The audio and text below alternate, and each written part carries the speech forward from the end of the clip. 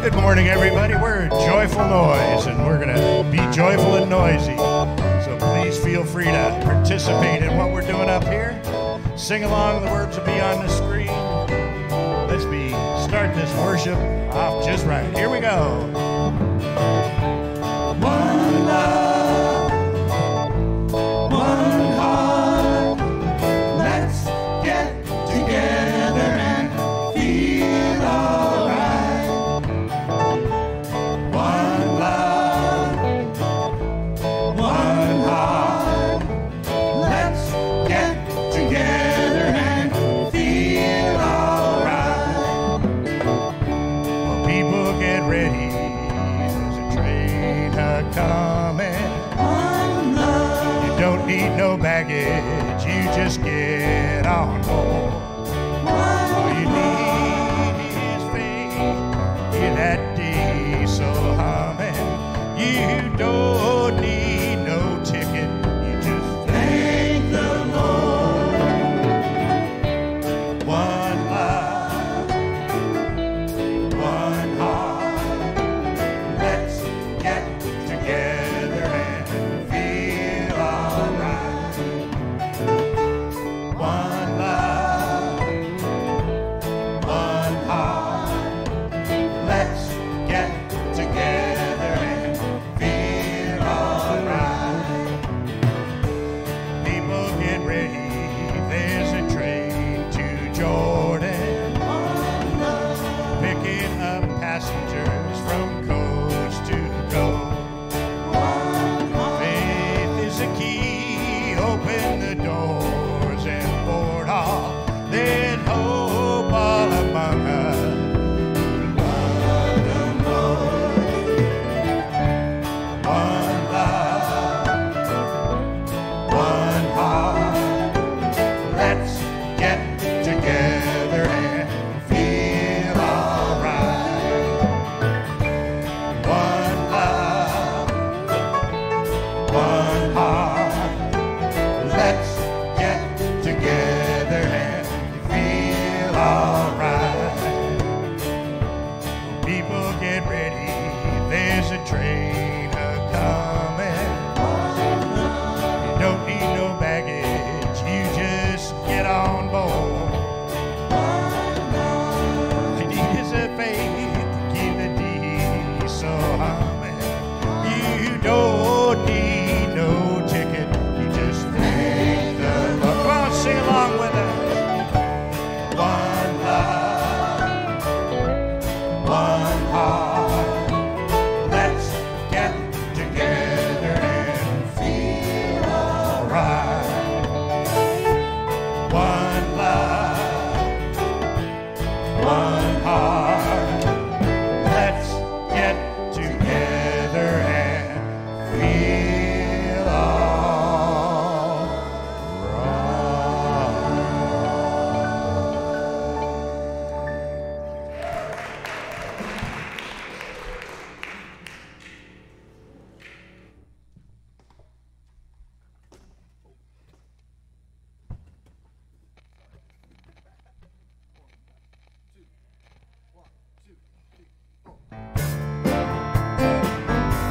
Right, everybody, we're gonna bring this happy day along. So if you know this one, it's okay to rise, it's okay to stand in the aisle.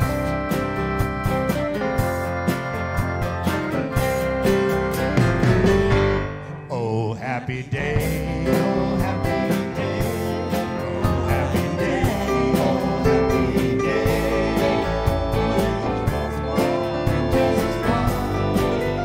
Jesus washed, Jesus washed, Jesus in the way.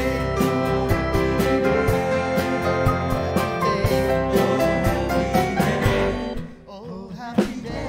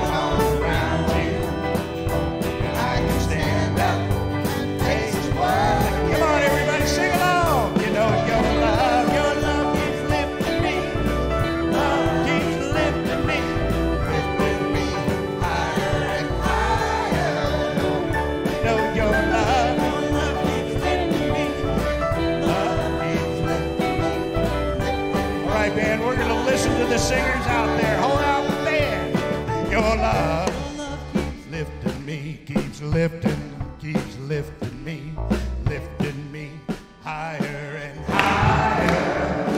You know your love keeps lifting me, keeps lifting me, lifting me higher and higher.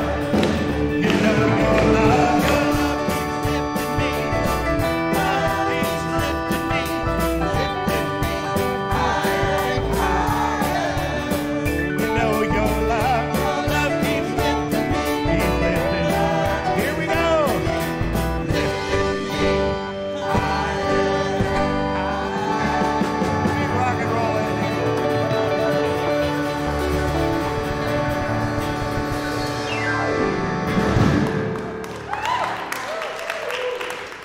20 years when I did that.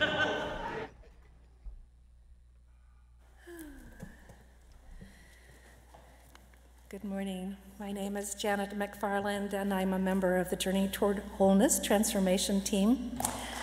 Thank you. Yeah, I enjoy serving the mission of this church. It's a great joy and a great opportunity.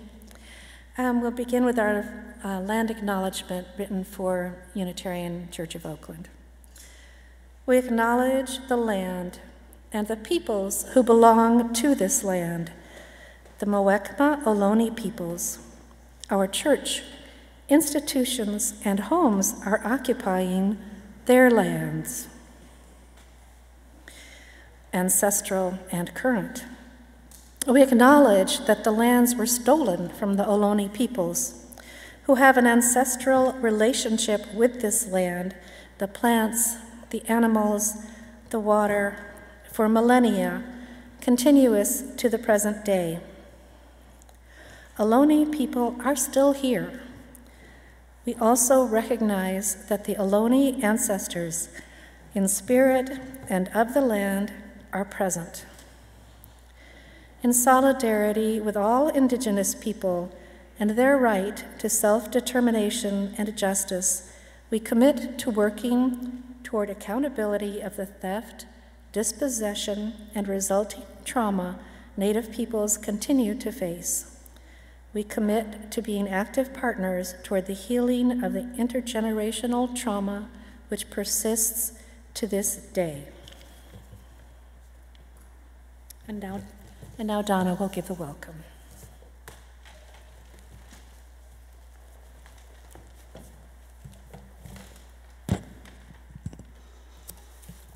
Good morning. My name is Donna Fujioka, and on behalf of Pastor Ninan Soto, our guest minister, the Reverend Kristina Spaude, our worship hosts, Vincent, Zach, and Mateo, my colleagues on the Journey Toward Wholeness transformation team, and others on the worship team, welcome to worship service with the First Unitarian Church of Oakland. Please turn your cell phone sound off, and if you are on Zoom, please turn your camera off while we begin our service and light our chalice and candles, so that we can begin with a quiet space. You may turn your cameras on to greet each other later in the service. We strive to be an intentionally multi-generational, multiracial, multicultural, inclusive, and anti-oppressive religious community. You are welcome here. We invite you to fill out the guest connection card found at the welcome table by the name tags, or if you are on Zoom, see it in the chat. We want to be able to support your exploration of what's available in our community that interests you and how you might participate. JTW also invites you to join us after the service in the Star King Room for snacks and flashcard guided conversations. Welcome. And now, Barbara North, our fearless president of the Board of Trustees, has some announcements.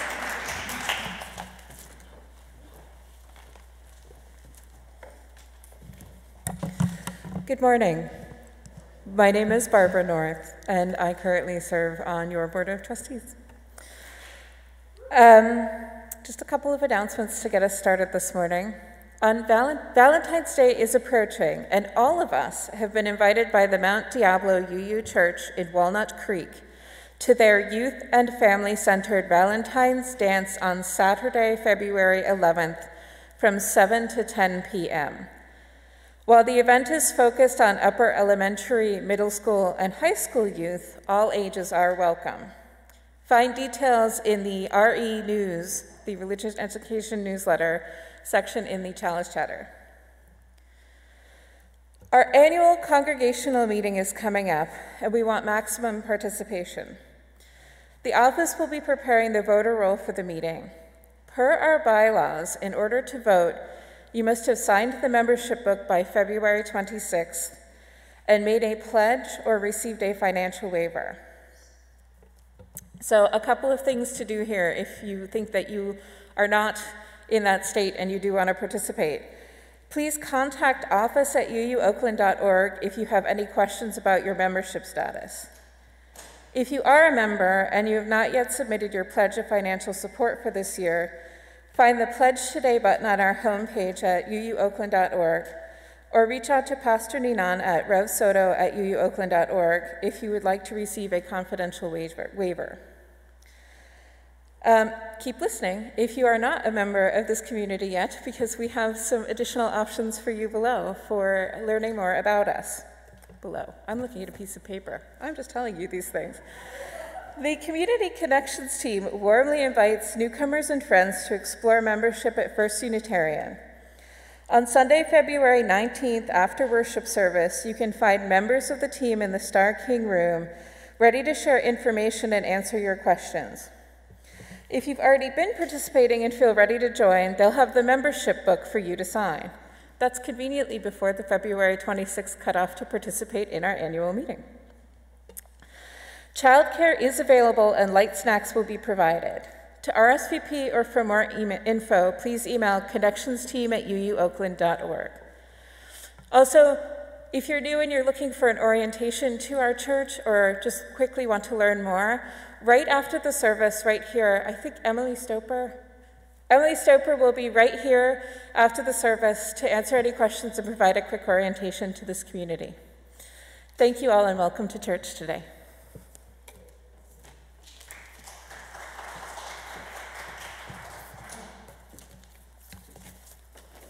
And now, Linda Propert Sanford will light our candles and chalice. For our peace candle, this is by Nikki Giovanni, a Black American poet and activist. The funeral of Martin Luther King, Jr. His headstone said, free at last, but death is a slave's freedom. We seek the freedom of free men and the construction of a world where Martin Luther King could have lived and preached nonviolence. For our Black Lives Matter candle, despite what the College Board says, here in this church, we believe that Black lives matter.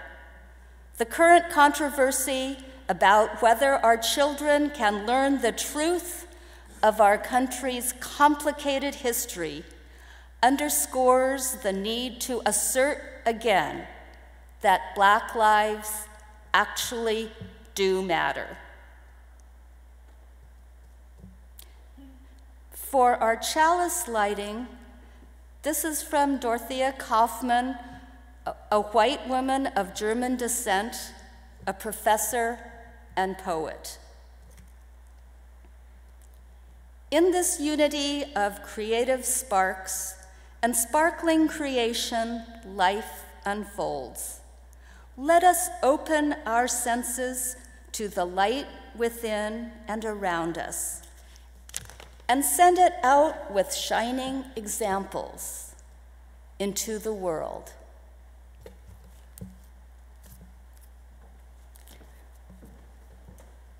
Today, to kick off Black History Month, we are pleased to welcome the Reverend Kristina Spaude, who will join us as our guest minister.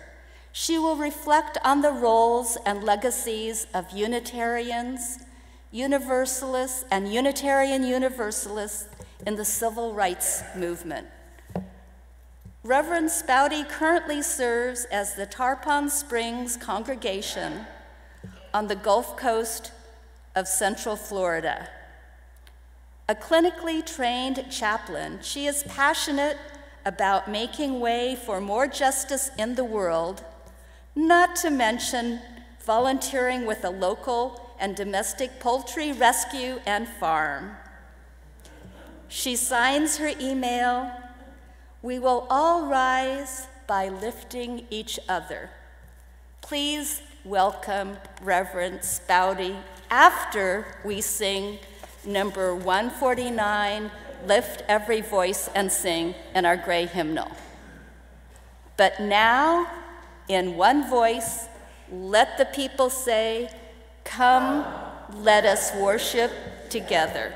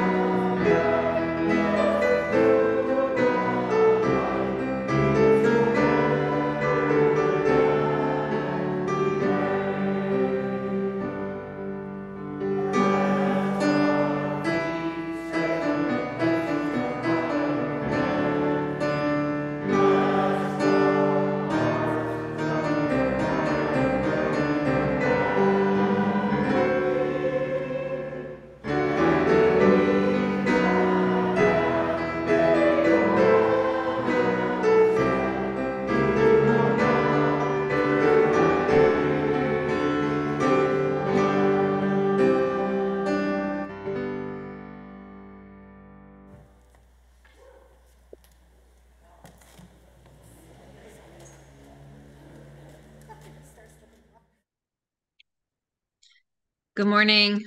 I am the Reverend Kristina Spaude, and for any who may have vision loss or others, I use she, her pronouns. I am a white woman. I have chin-length curly brown hair, parted on one side with blue eyes, and I would like to add that I am joining you from the lands of the Tocobaga and the Seminole peoples. Our story today is written by Jacqueline Woodson. This is The Year We Learned to Fly. Woodson shared in the author's note that this story was inspired by her readings of When People Could Fly as a child, a collection of stories from African, African American, and Black folklore. That was the spring when the rain seemed like it would never stop, and the thunder boomed so hard we weren't allowed to go outside. Use those beautiful and brilliant minds of yours, my grandmother said. Lift your arms, close your eyes, take a deep breath, and believe in a thing. Somebody, somewhere, at some point, was just as bored as you are now. So my brother and I closed our eyes, and for a few minutes that first day, we weren't stuck in our apartment anymore. We were flying all over the city we'd known our whole lives, but it was suddenly different, exploding with every kind of flower we'd ever dreamed of growing. That was the summer we learned to fly, when my brother and I couldn't stop fussing with each other over whose turn it was to wash the windows, to feed the dog, to clean the kitchen. We fought and frowned and made silent promises to never speak to each other again. My grandmother said, "Lift your arms, close your eyes, take a deep breath, and stop being so mean about everything. Somebody, somewhere, at some point, was just as mad as you are now." So we did. And as the soft wind took us out over the city and past the windows of kids who hadn't learned to fly yet, my brother and I reached for each other's hands, flying and diving and laughing and leaving all of our mad far behind us. That was the autumn our rooms felt so big and lonely, with only us in them, and the darkness coming on so fast. But when we hugged ourselves against the too quiet of it all, we remembered that we didn't have to be stuck anywhere anymore. My grandmother had learned to fly from the people who came before. They were aunts and uncles and cousins who were brought here on huge ships, their wrists and ankles cuffed in iron. But, my grandmother said, nobody can ever cuff your beautiful and brilliant mind. So our people learned to fly, she said. They dreamed a thing and made it happen, closed their eyes and flew away home.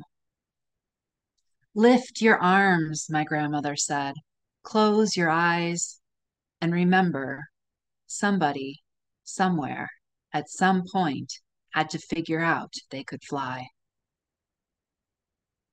That was the winter we moved away from the building and the block and the friends we'd always known, to a street where the kids looked at us funny and didn't even answer when we asked them if they wanted to play. "It's okay," I said to my brother. Somebody, somewhere, at some point, had to figure out they were ready for any new thing coming their way. So like the people who came before us, we lifted our arms even higher, closed our eyes even tighter, breathed in even deeper, and flew the way we'd always known how to, free as the aunties and the uncles and the cousins who'd come before us, free as our own beautiful and brilliant minds. For a long time, the kids on the ground watched us. Then, one by one, they lifted their arms. One by one, they too learned to fly.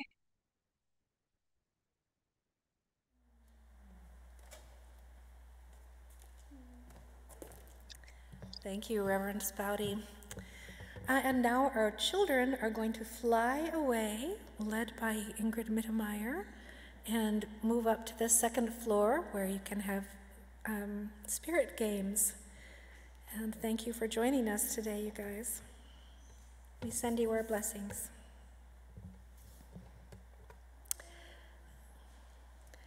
And now is the time we greet one another, so please stand as you are able.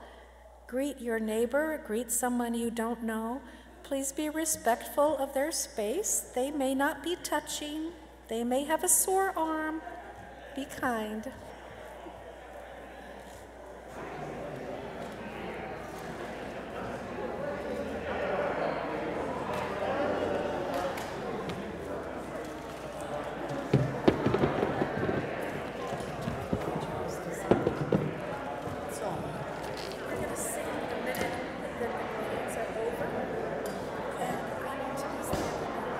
Introduce the choir.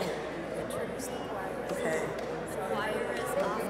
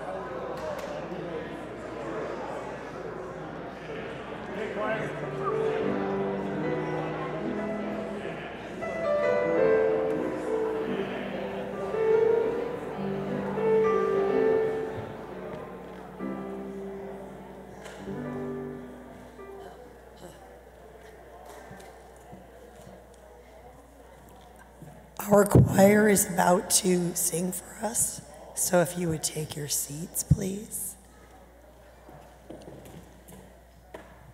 This morning, our music is called I Dream a World. Music by Andre Thomas, words by the poet Langston Hughes, offered by our own amazing, terrific crescendo choir.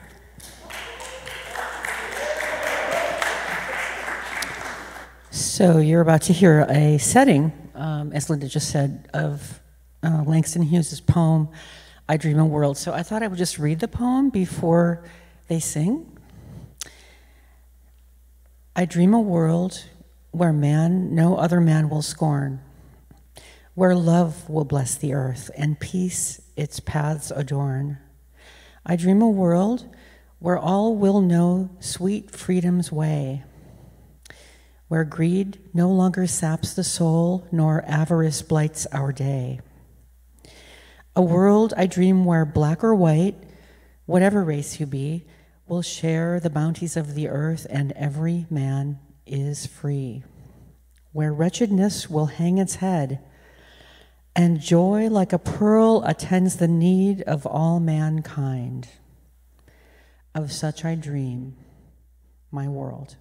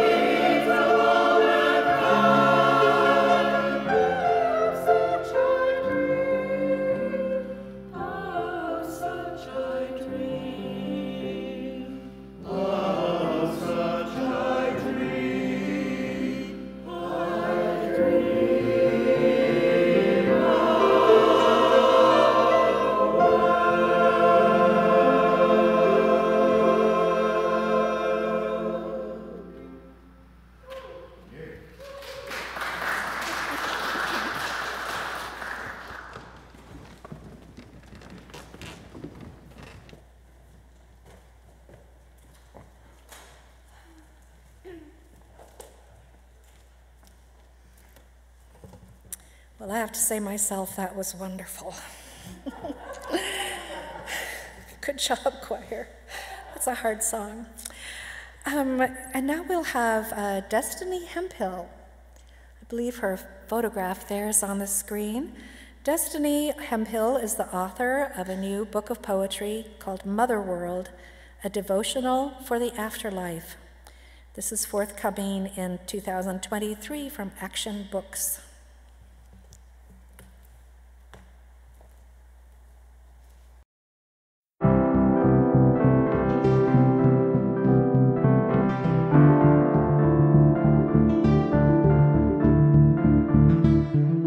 Okra pickled just the way you like it in the jar on the top shelf.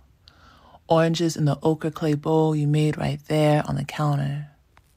Clove tea brewing stovetop, and there's an orison that my mama taught me, metronoming against my orbital bones, orbiting around my occipital. Come through. Let's be each other's oracles. We can hold hands, craft a shrine in the gap of our palms, in the ocean of our breaths, at the shore of our oil-shined flesh. Listen, this is my oath to you. I'm devoted to you, the people, my folks, my kindred, not to the state. And I belong with you, not to the state. Our love is ordained by the Black ordinary and spectacle, our wayward waymaking. We are the more gathered together here in our own names, calling on otherwise, serenading otherwares, singing we already here. Come through. About the poem. This is a love poem to my kindred, my beloveds.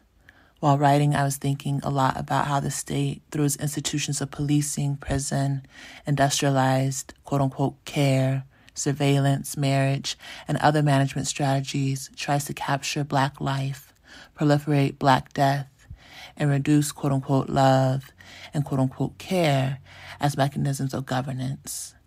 I want to write against that. I want to write towards a commitment to operations of Black care, which necessarily push beyond and against the state, as theorized by Calvin Warren, Operation Black Care.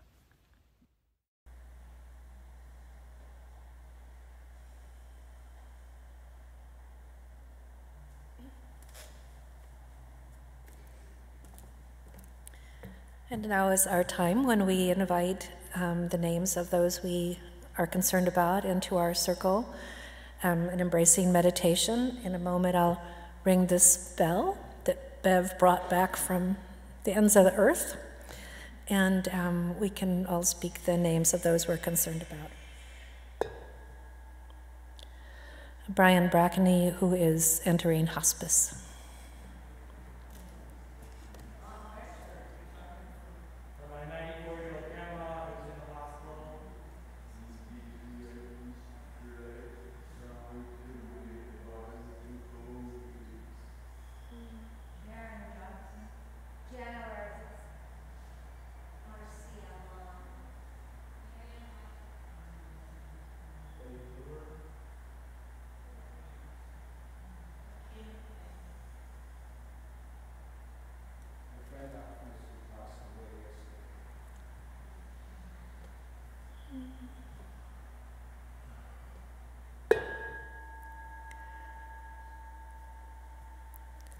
And may we say together, we hold them in our care.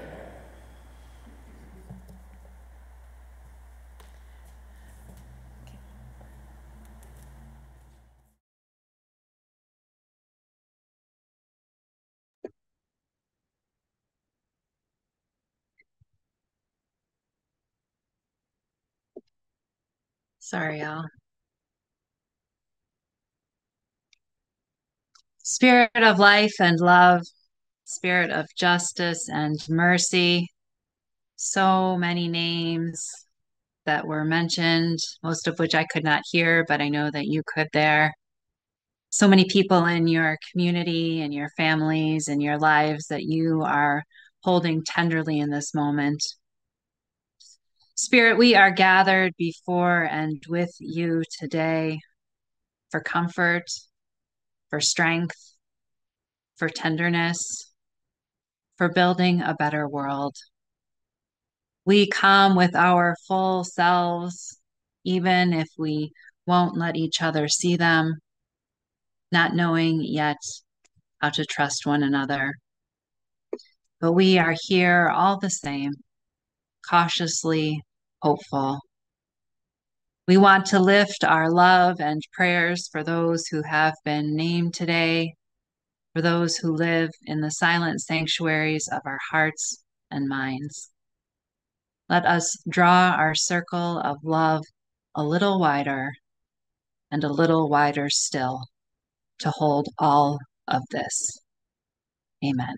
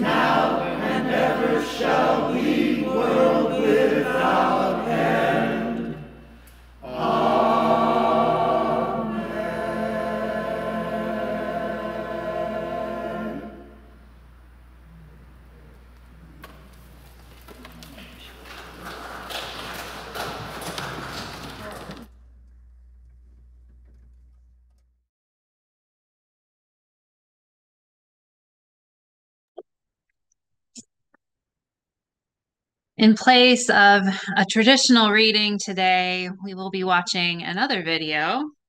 This was a testimony offered by Dero Farrar, the director of music at the First Unitarian Church of Portland, Oregon, since 2016.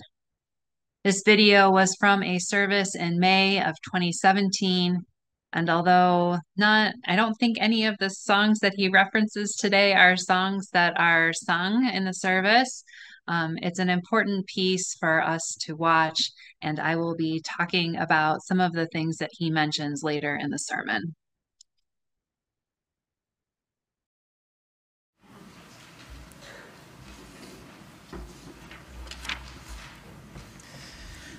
I am that I am. I am male. I am cisgender. I am queer. I am Christian. I am young-ish. I am a musician. I am black. Of these, there is nothing that you notice more than that I am black. Although that I am male might come close. There's nothing that excites you more than that I am black. Although that I am queer might come close. There is nothing that you are more fearful of than that I am black. Although that I am Christian might come close.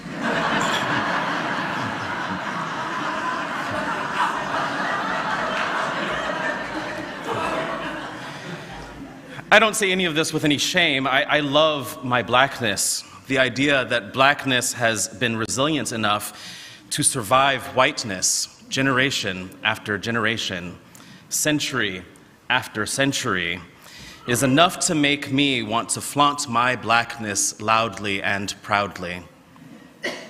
That is, unless there is any tax-funded badge-bearing firearm nearby. No, I love my blackness, but I am aware of it constantly. I am aware even of your whiteness responding to it constantly. I am aware even in this moment that whiteness is urging some of you to figure out how you will pin me down after the service to tell me that I am wrong about you. I love my blackness, but I am aware that it has been diluted by a need to move more easily throughout the white life I have built around myself. Yes, my blackness has been diluted in certain ways so that I can move more easily. More easily, that is, for you. The music that the choir will sing this morning is challenging for me. It was challenging for me when I reluctantly chose it last November to pair with the original sermon topic, which was Peace Like a River.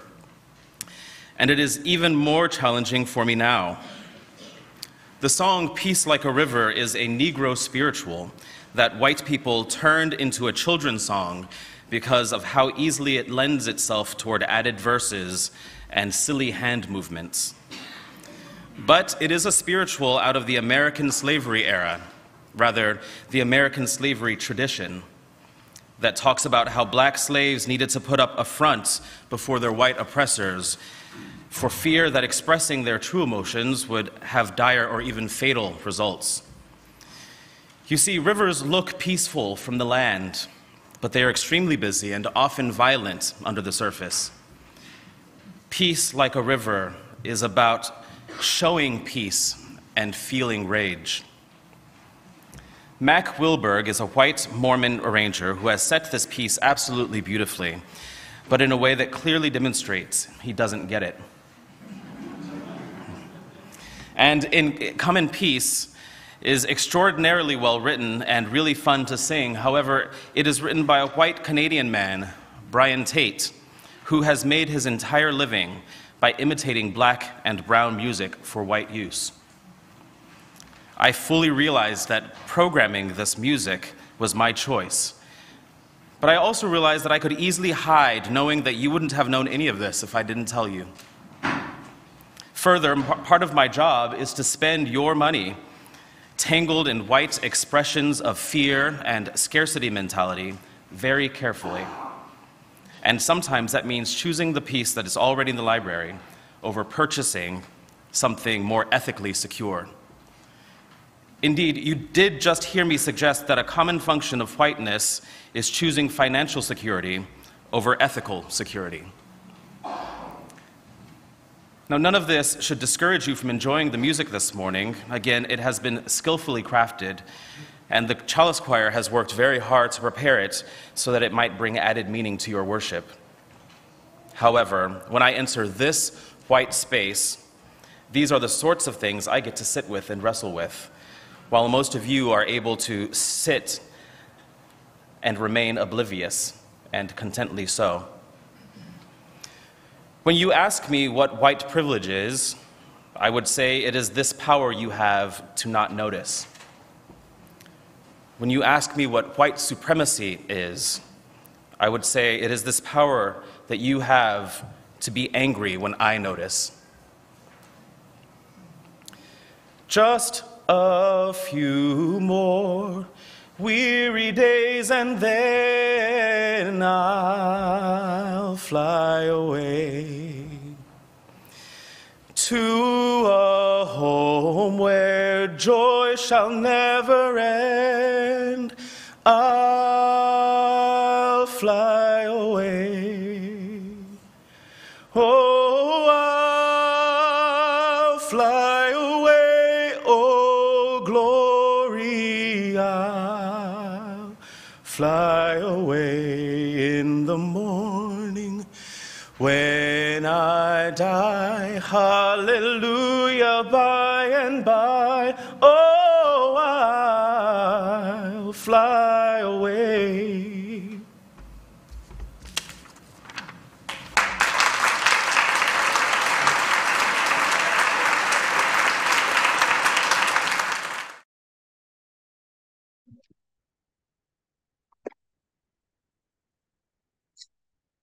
Issues of social justice have always been at the heart of our faith as Unitarians, Universalists, and now as Unitarian Universalists.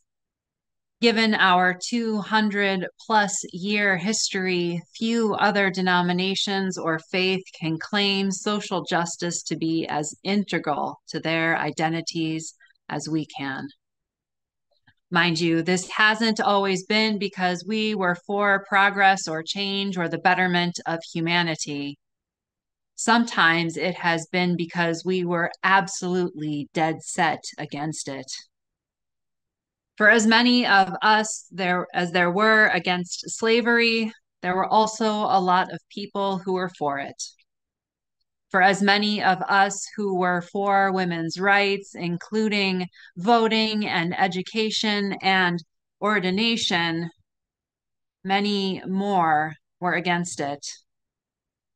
For as many of us as have advocated for the LGBTQIA and queer community, this has not always been our stance, and we still often fail in this regard. Perhaps you have heard the stories of what many might call our greatest heyday during the civil rights movement. Our small faith had 2 martyrs in that time, just 2 weeks apart in 1965. The first was the Reverend James Reeb.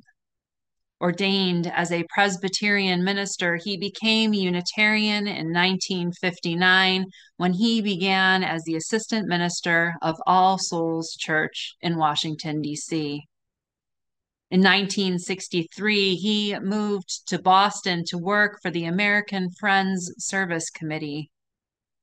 He and his wife and 4 children moved into what has been referred to as a slum neighborhood and enrolled their children in the local schools, which served mostly Black children.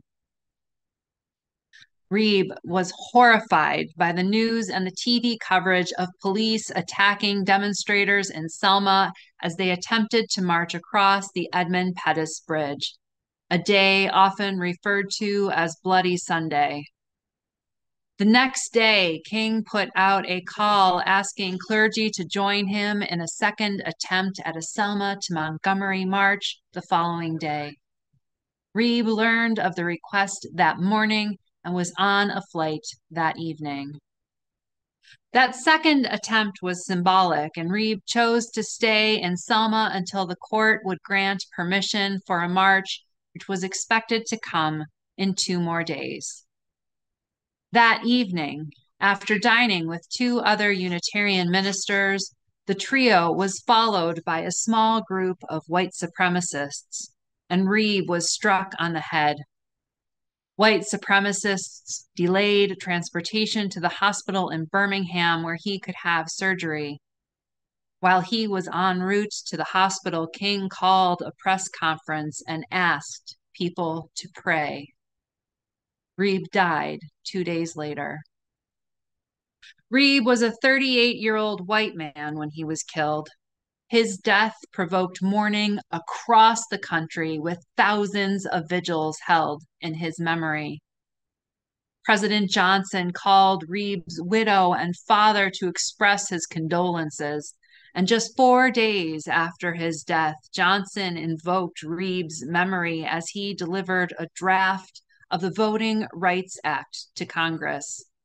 The same day, King eulogized Reeb at Brown's Chapel.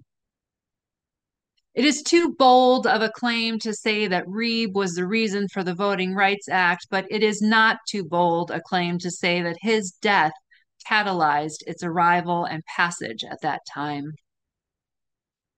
At the same time, in Detroit, a stay-at-home mom of 5 and an active member of her local NAACP, Viola Liuzzo, too, was horrified by what was happening at the Edmund Pettus Bridge.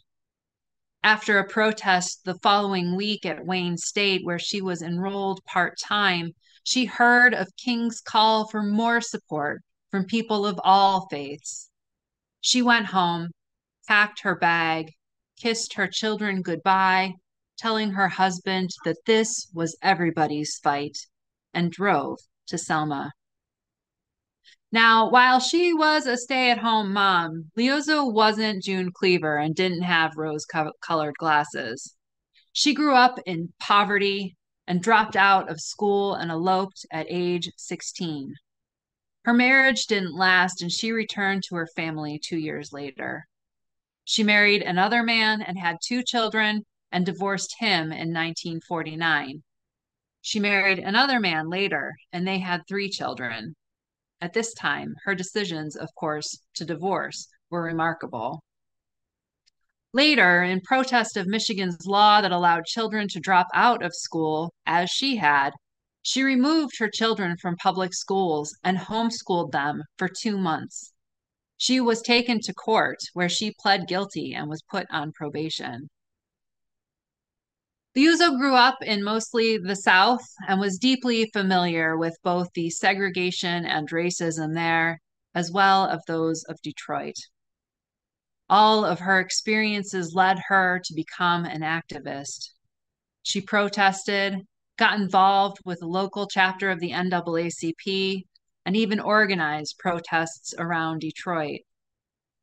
When she arrived in Selma, Liuzzo connected with the Southern Christian Leadership Conference, who had her helping with various activities before she joined in the 4-day walk from Montgomery to Montgomery from March 21st through March 25th. After arriving in Montgomery, Liuzzo was shuttling other marchers back to their homes that night when a car with 4 Ku Klux Klan members first tried to run her off the road and later pulled up beside her car, and one of them shot her in the head, killing her instantly. Her passenger, a 19-year-old Black man, survived the car crash that followed her murder. Liuzzo holds the dubious distinction as the only white female protester to die in the civil rights movement. Her story was slandered at the time in a smear campaign run by the FBI, and specifically J. Edgar Hoover. The Reverend Dr. Victor Carpenter recounted in an interview for the book The Arc of the Universe is Long, published in 2007. We were really doing something. Suddenly, some people actually thought we were dangerous. Our phones were tapped.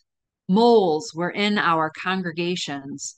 Very few UU ministers can complain about moles being in their congregations these days. We were on the cusp. Now I talk with these kids who've never heard of it. I mean, they look at me in astonishment. You mean we UUs did that? Yes, we did. Whitney Young is another UU whose name gets mentioned regarding his role in the civil rights movement. He was not at the front lines in the way Reeb and Liuzzo were, but did his part to help change things in policies and practices. In 1961, Young became the executive director of the National Urban League, and his tenure, which included then serving as president, continued until his unexpected death in 1971. Young had a rich legacy as a social worker. Having served in the Army in World War II and as a Black man, he felt called to work on issues of race relations and channeled this interest through his social work. In 1954, he was named the Dean of the Atlanta University School of Social Work. Young and his family became members of the UU Congregation of Atlanta, and he challenged its members to confront at least some of their overt racism.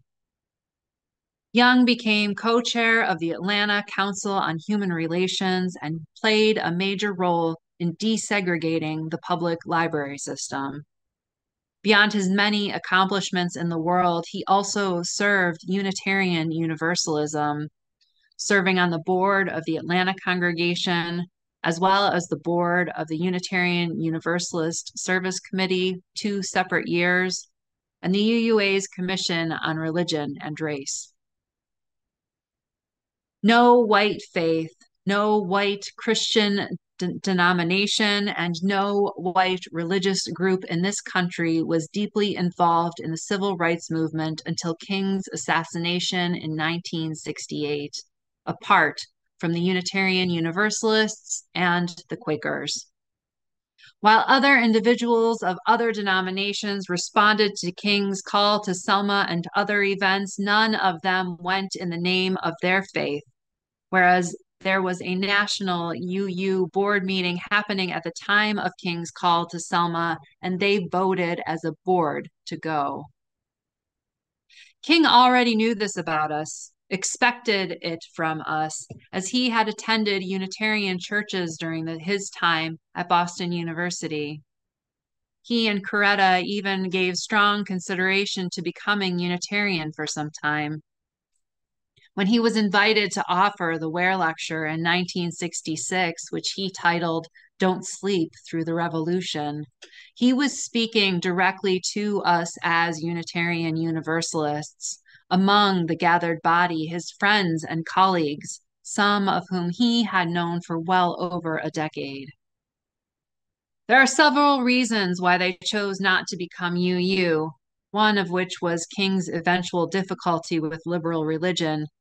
To put it plainly, that our theology didn't offer space or capacity to make sense of the experiences of Black folks in America. Theologically, Unitarian Universalism would have been a stretch for King, probably personally, as well as being a public theologian and preacher. But another important piece in the decision came from the simple fact that there would have been no way for King and others to build a mass movement of Black people if the Kings had become Unitarian.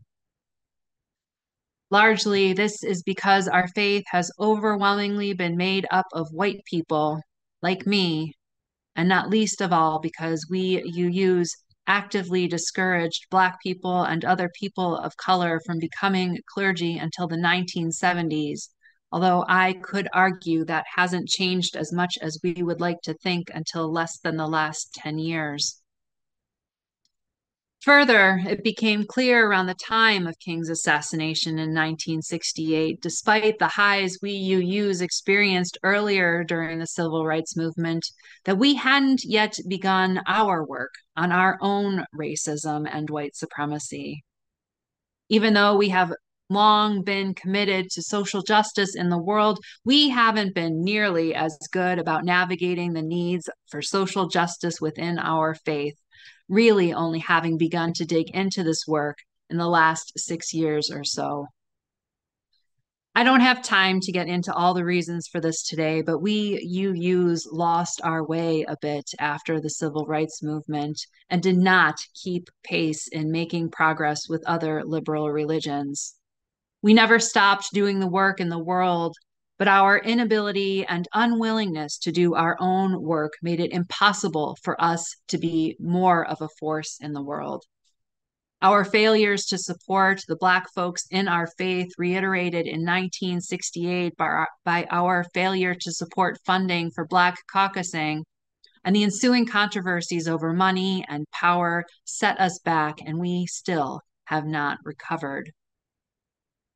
The rupture with funding and the lack thereof disheartened many, and while many Black folks and other people of color were drawn to Unitarian Universalism because of the work that we had become known for during the civil rights movement, people found our culture and our polity again and again to be challenging, especially in the ways that we practice it, and our inability to put our proverbial money where our mouth is particularly off-putting. The inability to take responsibility for or be held accountable for the work that we so badly needed to do ourselves resulted in many leaving our faith. For those who stayed, their hearts weren't always in the work, and for those whose hearts were, there was other resistance to doing it. It was in the spring of 2017 that the UUA hiring controversy erupted, in which a white man was selected for a leadership position in the southern region over a Latina woman who was also, but differently, qualified. This situation led to pushback from lay people and clergy, Black, Indigenous, and people of color, often referred to as BIPOC, as well as those of us who are white, insisting that the UUA review their hiring practices. So it is no coincidence that the video from Farrar is from May of 2017, as BIPOC leaders, especially Black folks, prepared for a white supremacy teach-in and offered the promise and the practice materials for congregations to begin leaning into their work. Many of us think we're doing okay, but I can assure you that that is not the case. Our congregations have a long, long way to go, especially those with ministers who have marginalized and oppressed identities. Lifted up in the conversations that our congregations have begun having is also every choice made about congregational life, including elements used for worship. Choices in music and written word have also become a topic of ongoing conversation among leaders. We ask ourselves why we choose something, how we present it, who presents the work, and other related questions. Every time I lead worship, I am asking myself these questions and have been very intentional about my own choices. Recently, I have changed my opinion some.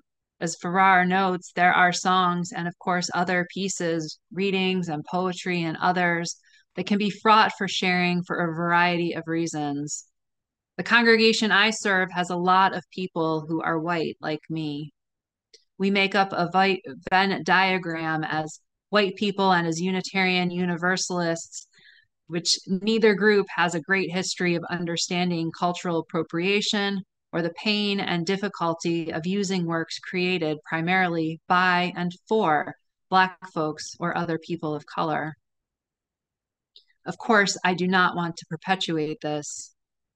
And what I have realized too is that if you are white like me, without exposure to these works, we can't build any sense of a shared cultural knowledge or awareness that makes space truly welcoming. To be truly sensitive to people of various marginalized and oppressed groups, to know better so we can do better. While we have long been proud of our social justice efforts, please remember that this is not because we have always done good or right.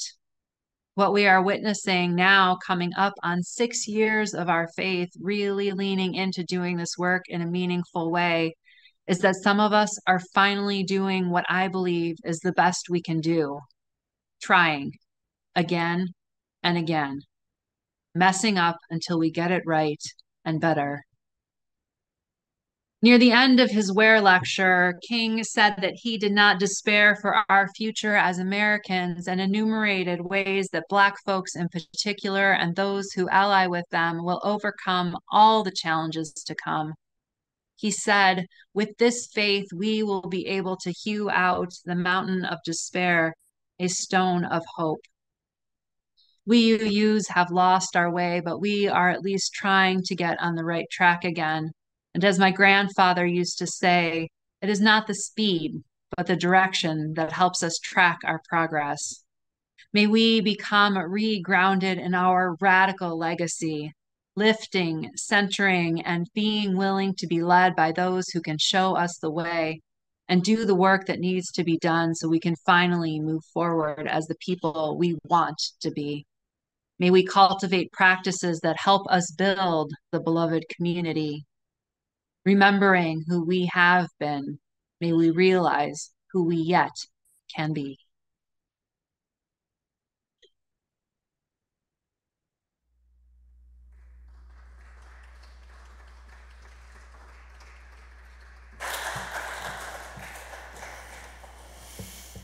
I am Linda Probert Sanford, and I have a touch of laryngitis this morning.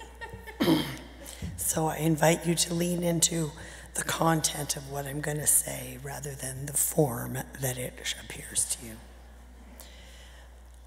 I have lately been reflecting on the 30 years that I have been attending this church and all of the things that I have learned in the time that I've been here. I was married right down here with my husband. I raised my daughter here along with my husband. And she turned out to be a kind and compassionate person, which, as the Reverend Dan Kane once said, was the only way a child could come out if you grew up here. I've explored my spirituality. I have spent so much time learning to be a different person so I could be the person that I thought I was in my head. I have a dream that every person who walks into this place can have the full, rich, transformative experience that they need by being here. If you've been here for 30 years, if you've just come for the first time today, I invite you to participate in that dream. One of the ways that we do that is to try to keep the lights on, try to keep the video going, try to do the things that need to be done to stay warm and healthy. If you can, will you please, as the ushers come by, will you please put something in the offering plate to help us perpetuate this dream? Good day.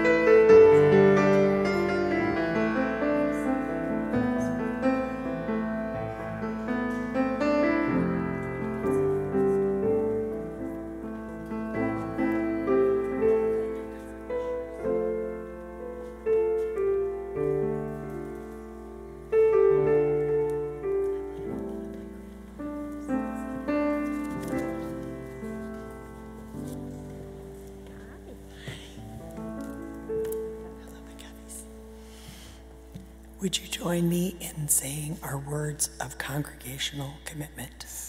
To the work of the church, which is weaving a tapestry of love we call community, we dedicate ourselves, and these are offerings. Thank you.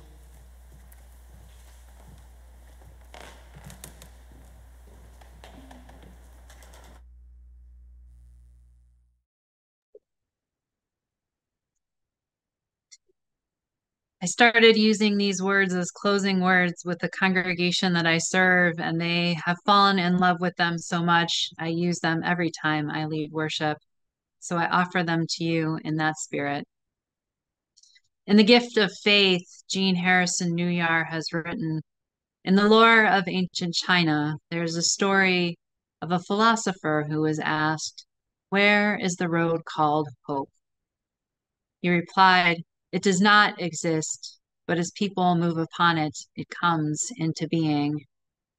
I invite you to continue moving forward on this path, this journey, inward, outward, together, of hope, along with me.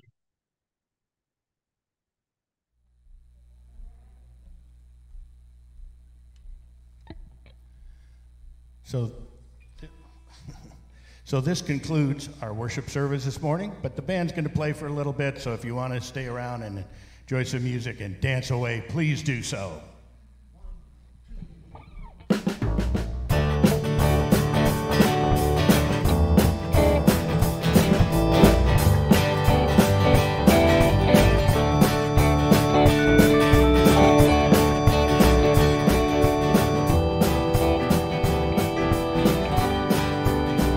Love